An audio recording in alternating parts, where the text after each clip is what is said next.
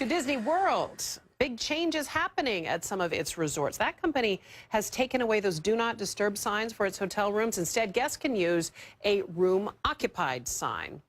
Disney tells us now it is allowing employees, people like housekeeping, to be sure to enter guest rooms every day. Disney said all of this is in part for guest safety and security, but the company won't say if the change is a result of the Las Vegas Massacre back in October. You'll remember that the gunman in Las Vegas reportedly hung a do not disturb sign on his hotel room door for several days. And he was able to bring in and set up nearly 24 guns and thousands of rounds of ammunition without being spotted by anyone. Just today, we've learned that police are going to beef up security for New Year's Eve celebrations in Las Vegas. In fact, they're even bringing in snipers. So in previous years, we had spotters in elevated positions throughout the downtown area and the Strip corridor. But this year, along with those spotters, they will be accompanied by snipers, individuals in possession of rifles to ensure safety if a threat is recognized. So will all of these changes make us safer, or at least feel safer? Joining me now is security consultant Charles Mittelstadt. Great to have you, and I hope you had a wonderful holiday season. Let's first talk about some of those changes that we're seeing at Disney. The Disney World changes, the do not disturb sign, making sure that somebody, perhaps housekeeping or security, has access to a room once a day. Well, I know patrons are going to say, hey, what about my privacy? Right. Do you think that's going to be an effective way for hotels to stay on top of what's happening in their facilities? I think it's one of the more proactive measures that we've seen so far, Michaela, in response to the Las Vegas massacre.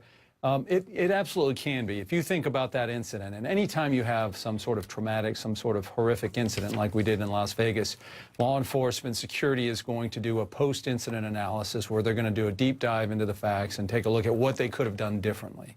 And we know that the shooter in that case occupied the room for a number of days, brought up 10 suitcases, set up, there was actually a service cart that was set up outside the room with a camera on it. So had there been more proactive contact with the shooter, then potentially there would have been earlier detection. And this is what this is. This is a way for Disney and for hotels, I think other hotels will follow suit, to lower that expectation of privacy that guests currently enjoy right now, and to kind of reclaim some of that and say, look, we have a right to enter, and that's what this is, basically. Right now, with the do not disturb sign, people presume if you put that outside of your door, then no one's coming in the room.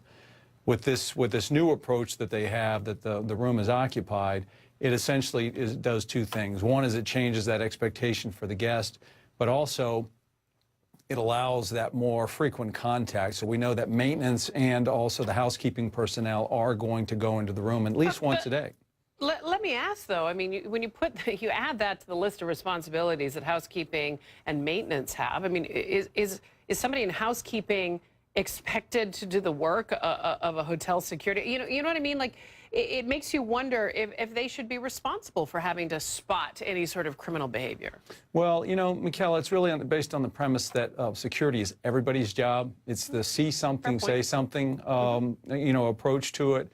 And we have these visible and also these invisible changes that are happening now, and visible, to the guests. But part of that has to do with training for all hotel staff in terms of being able to spot suspicious behavior, and also having more structured reporting mechanisms in place to get that information to security immediately, to the authorities if necessary. Many wonder if these changes in Disney World are a result of what happened in Las Vegas. So let's turn our attention to Las Vegas, where we heard law enforcement there announcing there'll be a series of measures taken into consideration and put into effect in around New Year's Eve, including snipers. Part of this, I know, is the visible that will likely calm some people that might be uneasy about going to Vegas and going to the Strip, where a big crowd is gathered, especially for a holiday like New Year's Eve. But there is practicality to it as well. No question. I mean, you have to respond, and that is the nature of security. Is that it's very fluid in nature. It's also very situational. It's not a one-size-fits-all. The security requirements, the needs in Las Vegas are very different than other locations simply because of the size of the crowds, the fact that we could be dealing with potential copycats, and also the fact that you have nothing but high-rise hotels that are, in many cases, overlooking other venues, as we saw in this most recent horrific incident. So the security needs there are going to be different than, you know, in Atlanta or New York, or, again, there's not one recipe, one prescription here that's going to fit every single location. I mean, each one of these needs to be evaluated independently. And you feel that we'll be likely seeing more soft targets, if you will, over the next while, put in place further security measures? Well, you know, really by virtue, hotels are very soft targets. I mean, there is no bag check. We will start to see more of that, I'm convinced, especially when you have big events, holidays, such as a New Year's Eve. I mean, if bag checks are going to, if there's ever been a time when bag checks may be required, it's going to be during New Year's Eve. Yeah. So we've seen it happen on some isolated levels post-incident so far, but I think you're going to see more and more of that. You know, the sad thing is, hopefully we don't have any copycat issues. We don't have any other similar incidents, and over time you're going to see the concern levels recede, and they're going to drop again, and then the policies will also mirror that. That's just sadly the nature of security. It really is dependent upon concern levels. It is. Well, Charles, we also hope for a safe and happy New Year's Eve, and we wish you the best for the holidays. Thanks for making time for us today. Absolutely. Happy New Year.